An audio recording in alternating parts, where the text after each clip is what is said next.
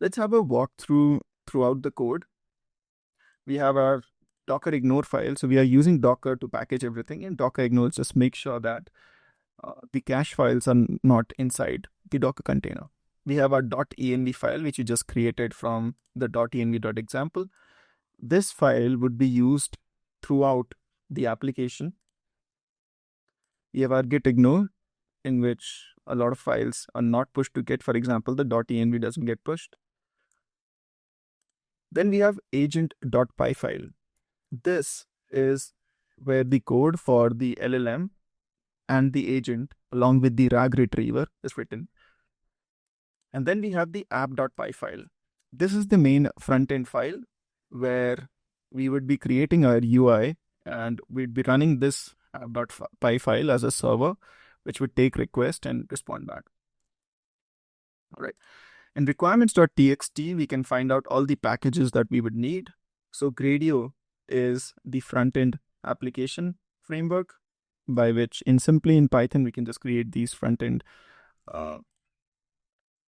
interfaces. Then we have Boto3, which is by AWS a package. Using this, we can simply connect to services in AWS. So the knowledge base that we see here can simply be connected to using the Boto3 SDK. Then we have python.env. This is what we would be using to automatically load the .env file into our code. And then we have LlamaIndex into 3 different formats. So LlamaIndex actually, for stability, have broken down multiple modules into different packages of their own. So the core LlamaIndex is mentioned as LlamaIndex, and then we are installing additional packages for OpenAI, which we would be using as the LLM, and retriever Bedrock. So this is for the knowledge bases, which comes under the Bedrock umbrella of AWS. So the service itself is called AWS Bedrock Knowledge Bases, and that's the package name here, retriever Bedrock. All right. So this is the whole file structure. Let's first start by actually running the application, and then we will have a look at the code in depth. So for that, I would make sure that I source the .env file. This is to ensure that it doesn't interfere with some other environment variables that might be present in our machine.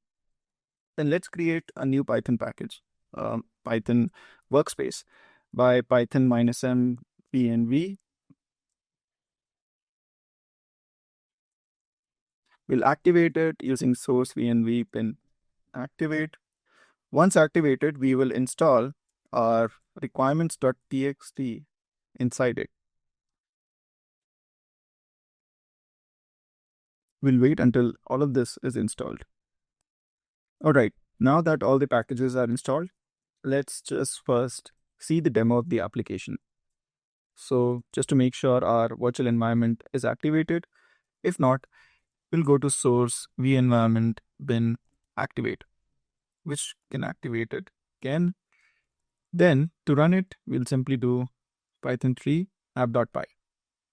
So in app.py, in the main function, we can have a look that first we get the UI, and then we launch the application on port 8080. All right, so python 3 app.py, the application is finally running. We'll see that it's running on port 8080 with a title on top, a message history box, a message box, and 2 buttons. Let's ask it some question where RAG would be used. So the total revenue growth year over year of Amazon. Let's ask this question up. What was the total revenue growth year over year? So the total growth was 11%, which is the right answer.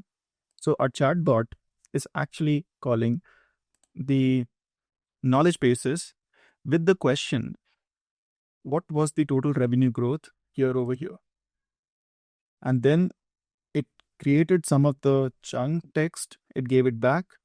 After converting the question in embeddings, it then called the OpenSearch vector DB and got some of the similar results. The result was then fed into OpenAI along with the question and also the history of all the messages. For example, how would we know the history of messages also passed to the LLM? We'll ask it something related to history. For example, multiply this number by 26. So now this number is actually 11. And how would it find? It can only find it if the history is also passed to the LLM. That's when it'll know that 11 was the number before, and we have to multiply this, which is 11, by 26.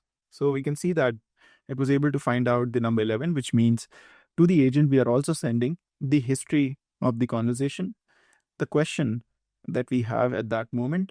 And also, we saw that it is able to use RAG to fetch some of the document chunks which are in the vector DB over here. And then a combination of all three, which is RAG, history, and the current message, it's able to generate replies. All right.